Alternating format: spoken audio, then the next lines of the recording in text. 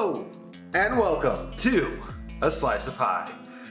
This week we're actually using a separate lens. Normally I use this wide angle lens because the camera used to be like this to my face, and this wide angle lens was perfect for that. But this is actually the default 55 to 18 millimeter lens, which is actually a pretty awesome lens. Now I'm thinking actually of getting a 10 millimeter lens because it's better at low light, and I'm terrible at lighting my scenes.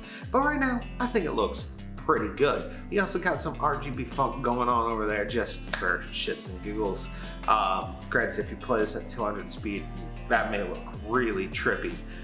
I digress though. Let's jump into Slice of Pie. So my cables from CableMod did finally arrive.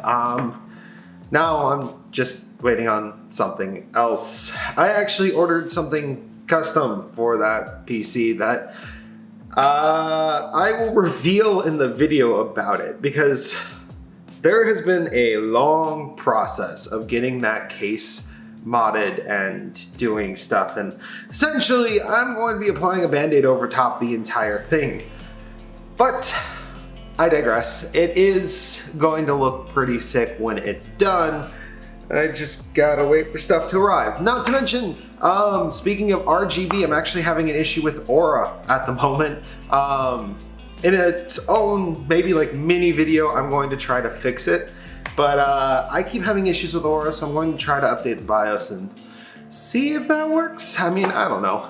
It is what it is. But so that video is just on hold for right now anyway. Plus, you guys just saw Scarlet build came up, so I can't really do a build after a build. That would just seem excessive anyway. So there's a whole story to Nova and all of the stuff that goes into making that one.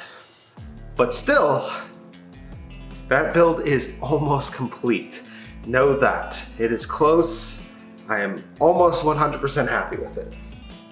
There is a vlog that's going to be uploaded on a Wednesday, most likely. I'm wrapping it up tomorrow, and I should be able to edit it over the weekend. I got Scarlet out on time, so I mean, I should be able to commit to it. The vlog itself is just kind of a picking up the pieces vlog, because I'll explain all that in the vlog. I'll leave that for the vlog. Let's see. I already actually kind of talked about doing a random mini series where I like solve specific problems with computers and technology and all that stuff, and I just kind of upload that in a short form, maybe 5 minutes at most, video format. I'm going to be testing this because it goes against YouTube's algorithm altogether, but it also means I'll be uploading more instead of hoarding content and then letting it pretty much expire. I'll be uploading more consistently, I guess. So I'm gonna try it. I'll see how it works. I don't know. It might be cool, might not, it might suck completely. And then finally, we're actually doing another science fruit. I know, I thought the series died too. This time we're actually going to be doing a lot more science with it. In fact, actually right now that monitor right there is actually running at a super resolution of 1080p, because it's actually only a 720p panel, which is interesting. So we're actually testing the effects of super resolution and why things aren't really consistent with it. You see, sometimes super resolution, like if I took this one up to 4K, it would look like shit. If I take my laptop up to 1440p, it looks great. Granted, some text gets all blurry and all of that stuff. But if I take it to my TV, the TV that's supposedly only 1080p, I can actually run it at 1440p with no side effects. And so we're actually doing a deep dive on what's the difference between these three these three screens plus the ones upstairs. So that's actually a total of 6 screens in our test suite that we're going to be experimenting with, artificially raising the resolution using super resolution. What I have found so far has been fascinating, and that's why a whole video about it is going to come out. We even did an experiment where using essentially someone who was blind to the fact that they were running super resolution or not, pretty much went through and was like, okay, can you tell the difference? Can you tell the difference? Can you tell the difference? And there's a correlation to how good your eyesight is to whether or not you would work well with super resolution. But I digress. We're gonna talk more about it in the other video. I don't know how long it's gonna take. Hopefully it's gonna be next week, or not next week, but the week after next week. But I digress. That is pretty much all the Pie news, everything going on in the channel right now. Let's talk about some game news. All right, so in game news, we actually only have 2 stories this week, and both of them are kind of small. Labo VR is coming out very, very soon. And I expected to hate it. But independent reviewers are loving it right now. And with the little bit of extra features coming from, like, say, Breath of the Wild and Mario Odyssey, I am intrigued, to say the least. So I might pick it up. Actually, I think I've said in the past I might pick that one up. I kind of want to pick up the driving one too, just because of the extra functionalities that come with that. But interesting, to say the least, that Nintendo's forte into VR didn't suck. Also, speaking of things that kind of came out of nowhere, that's a good segue.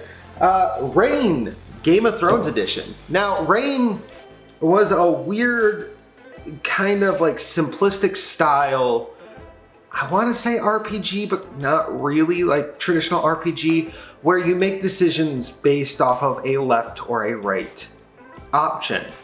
The whole game plays out that way. It's by default for digital. And they made a Game of Thrones edition, which, interesting to say the least. I am a Game of Thrones fan, but man, are they advertising a lot for this last season.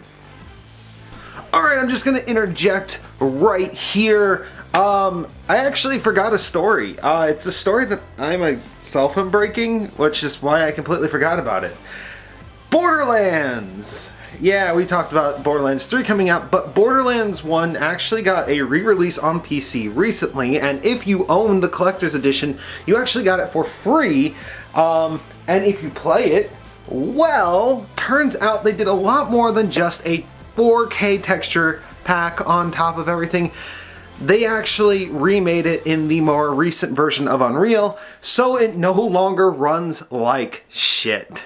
So it's just kind of a cool little thing. If you have the game, play it. Play that version. It is much, much, much, much better than the old version. They're using much better post-processing on it now. It's actually very similar to the post-processing that I use for my game. So, they changed a few things. Some design decisions that they made in the past are no longer there. It's actually, it's a much better game now. So I do advise playing it.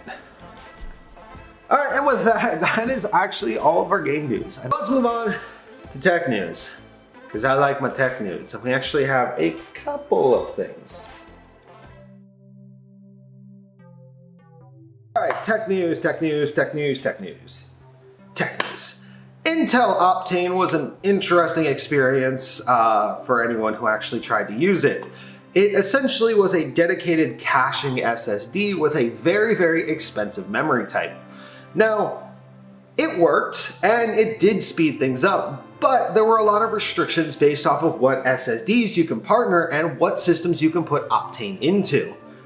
And that restriction about the systems isn't really going away, but they are making it a little bit easier on the SSD front. New Optain memory modules will actually contain a portion of Optain memory and an SSD in a larger capacity. Now, they are going to be more expensive than a traditional NVMe SSD, but you should hypothetically have better caching on them.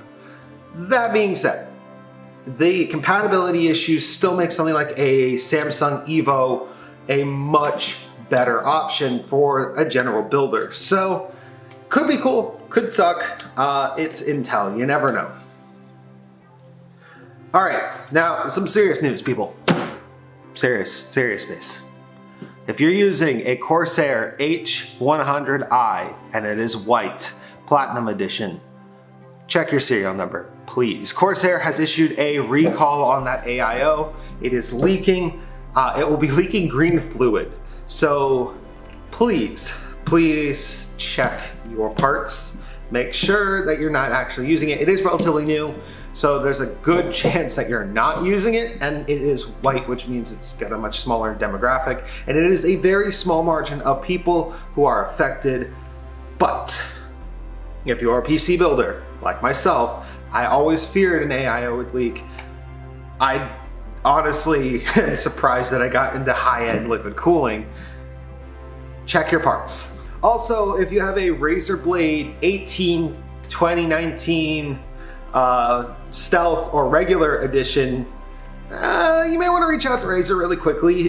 Many of them actually shipped with a vulnerability. Fortunately, the pros are not affected, which is mine. Mine is a pro. So the pros aren't affected, and anything younger than 2018 isn't affected. So if you got a 2017, you're going to be completely fine. You do just want to reach out to them and be like, hey, what is my thing affected? Can I do to fix it? Like, how are you going to handle this? Now, hopefully Razer will be quick on fixing the problem, but they weren't very quick to respond to the vulnerability in the first place. The guy who actually was trying to tell them that there was a vulnerability wasn't even able to reach them. Like, he had to do it on Twitter, and then there had to be backlash because Razer wasn't responding. So, Razer PR team, take this as an opportunity to learn, because now it's become public, and it could have been something that you just handled privately and like pushed out an update if it were possible through Synapse. And now finally, here's a bit of technology that's kind of old and new at the same time.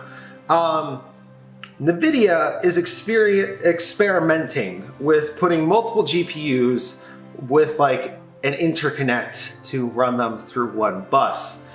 This is actually very similar to how Threadripper and EPYC server processors work on AMD's side. It's kind of cool. It will be weird if it ever makes it back to the consumer side, because we went from having multi-GPUs to not having multi-GPUs because they weren't as efficient as real ones. So yeah, no, it could be kind of interesting, and it could actually trickle down to the consumer market. It does seem to be more of a server-based thing. Intel, though, is close behind with a similar technology being worked into their server graphics processors. And so it's interesting because this could technically make it down in either Intel or NVIDIA's lines. AMD has already done it in the consumer market, so it is possible too, but they haven't said anything, unlike the other two. So it's kind of interesting technology happening in the server front that will eventually possibly interconnect down to us consumers. And with that, that's everything I got to talk about this week. It's not the longest episode, but there wasn't really that much to talk about. Thank you guys for watching. If you enjoyed watching this video, you can leave a like, comment, subscribe. I do videos on this channel at least once a week. I'm trying to move it up to twice or even thrice a week, but that takes time. I don't have time. So thank you guys again. Wolfie out. Close the window. All right.